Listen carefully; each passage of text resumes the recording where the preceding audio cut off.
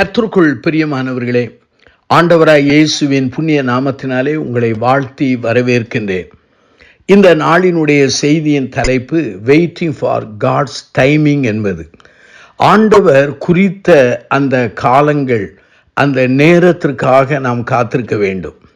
யோவான் 2:4 நம்முடைய ஆண்டவராகிய இயேசுவானவர் தாயினிடத்தில் சொல்கிறார், என் வேளை இன்னும் வரவில்லை என்று சொல்கிறார். அருமையானவர்களே, ஏற்ற காலம் வந்தபோது குமாரனாகிய இயேசுவானவர் இந்த பூமியிலே பிறந்தார் என்று வேதவசனத்திலே வாசிக்க முடிகிறது.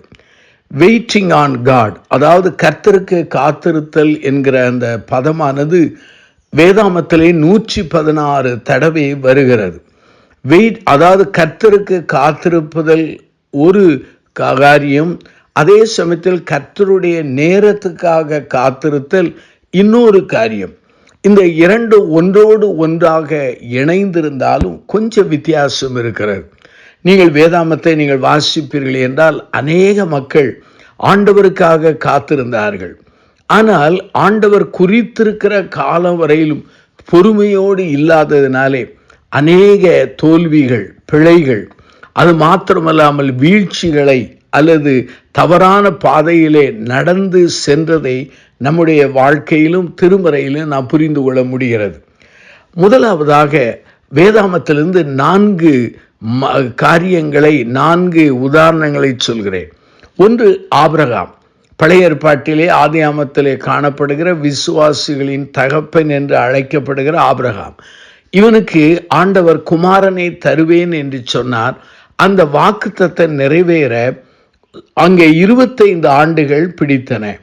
அருமையானவர்களே, இந்த சூழ்நிலையில் காத்திருக்கிற அந்த நேரத்தை அவன் புரிந்து கொள்ளாததினாலே என்ன நடந்தது? அநேக மிஸ்டேக்ஸ், தவறுகள் செய்தான். அநேக ஃபெயிலியர்ஸ், தோல்விகளை சந்தித்தான். அருமையானவர்களே, பிற்காலங்களிலே அவன் பண்பட்ட ஒரு மனிதனாக, எல்லா விசுவாசிகளுக்கும் ஒரு தகப்பனாக, மாதிரியாக மாறினான். இரண்டாவதாக தாவீதை பாருங்கள். தாவீது 17வது வயதிலே அங்கே சாமுவேல் என்கிற தீர்க்கனாலே அபிஷேகம் பண்ணப்பட்டான். அப்போதே அவன் புரிந்து கொண்டான், தேவனாகிய கர்த்தர் தன்னை அடுத்த ராஜாவாக தெரிந்து கொண்டார் என்று. ஆனால் சுமார் 13 ஆண்டுகள் உபத்திரங்கள், பாடுகள், தன் ஜீவனை காப்பாற்ற அவன் ஓடி சென்ற சூழ்நிலைகள், இப்படிப்பட்ட நிலைகளெல்லாம் கடந்து 30வது வயதிலே ராஜாவாய் மாறுகிறான். இந்த 13 ஆண்டுகளிலே அவனுடைய வாழ்க்கையிலே டெவலப்மெண்ட் ஆஃப் கேரக்டர், அவனுடைய குணநலன்களிலே நல்ல மாற்றங்கள் அல்லது மர்வமான காரியங்கள் ஏற்பட்டதை நாம் புரிந்து கொள்ள முடிகிறது. அப்போஸ்தலனாகிய பவுல் உண்மையாகவே தன்னுடைய ஜீவியத்திலே ஆண்டவராய் இயேசுவை அவன் தமஸ்குக்கு செல்கிற வழியிலே அவன் சந்தித்தான். இதை அப்போஸ்தலர் 9ஆம் அதிகாரத்திலே காண முடிகிறது. நான் எண்ணினேன், உடனடியாக அவன் ஊழியத்தை ஆரம்பித்து விட்டான் என்று எண்ணினேன். ஆனால் திருமறையை வாசித்த பொழுது, வேதாமக பண்டிதர்களுடைய அநேக நூல்களை வாசித்த போது, பைபிள் டீச்சர்ஸ் உடைய அநேக காரியங்களை புரிந்து கொண்ட போது எனக்கு ஒன்றை புரிந்து கொண்டேன்.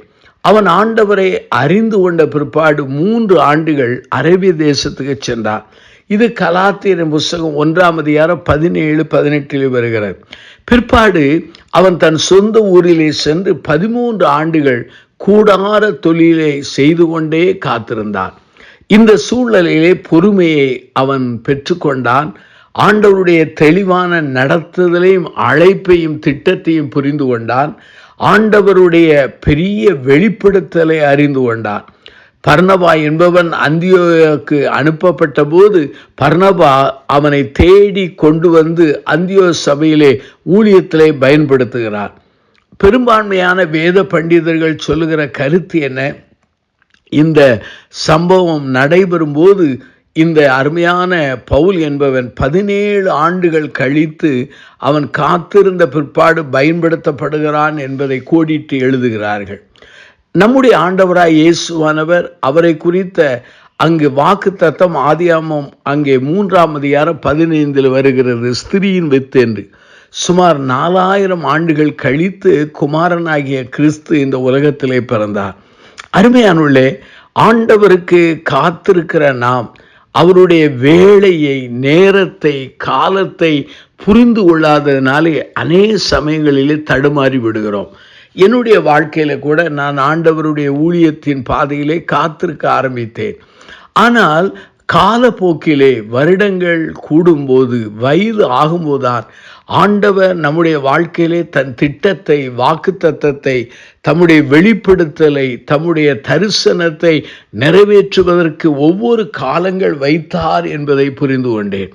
அருமையானவர்களே, இந்த காத்திருக்கிற அந்த நேரத்தை அவர் குறித்து அந்த பாதையிலே நடத்தும் பொழுது நமக்கு தெளிவான நடத்தல் கிடைக்கிறது.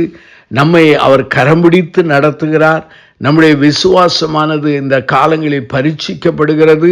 நம்முடைய விசுவாசம் பலப்படுத்தப்படுகிறது. அது மாத்திரமல்ல, shift the motives of our desire என்று சொல்லலாம். நம்முடைய ஆசை ஆவல்களின் நோக்கங்கள் எல்லாம் அது மாறி திருமுறையின் அடிப்படையிலே, தேவ எண்ணத்தின் அடிப்படையிலே மாற ஆரம்பித்து விடுகிறது. ஆண்டவருக்கு என்று எப்படி காத்திருக்கலாம்? ஏராளமான குறிப்புகளை நான் சொல்ல முடியும். ஆனால் சங்கீதம் 40 சங்கீதம் 1:3 பாருங்கள். நான் பொறுமையோடு காத்திருந்தேன் என்று சொல்லி சங்கீதக்காரன் சொல்கிறார். ஆண்டவர் குறித்த காலம், நேரம் எல்லாம் வரும் பொழுது, வரும் வரையிலும் பொறுமையோடு காத்திருக்க வேண்டும், அமைதியோடு காத்திருக்க வேண்டும், உருவுறுப்பில்லாமல் காத்திருக்க வேண்டும், நம்பிக்கையோடு காத்திருக்க வேண்டும், எதிர்பார்ப்போடு காத்திருக்க வேண்டும், தைரியமாய் காத்திருக்க வேண்டும். வேத வார்த்தையின் அடிப்படையிலே நாம் காத்திருக்க வேண்டும். அது மாத்திரமல்ல, உறுதியான எண்ணத்தோடு காத்திருக்கும் பொழுது ஆண்டவர் நம்மை குறித்த திட்டங்கள், நோக்கங்கள் எல்லாம் குறைவில்லாமல் நிறைவேறும். ஆகவே நாம் கண்களை மூடி ஜெபிப்போமா? ஜீவனுள்ள பிதாவே, இந்த செய்தியை கேட்ட மக்களை ஆசீர்வதியும். கர்த்தருக்கு காத்திருக்கிற நாங்கள் அநேக சமயங்களிலே உம்முடைய வேளை வரும்பறிந்தும் காத்திருக்க மறந்து, ஆண்டவரே, வனாந்தரத்தில் ஓடுகிற பெண்ணோட்டகம் போல ஓடி இருக்கிறோம். எங்களை மன்னியும் ஆண்டவரே. உம்முடைய நேரம், காலம், வேளை வரும்பறிந்தும் உம்முடைய பலத்த கரத்திலே அடங்கி இருக்க பலந்தார். எல்லாவற்றையும் இயேசுவின் நாமத்தில் ஜெபிக்கிறோம் பிதாவே.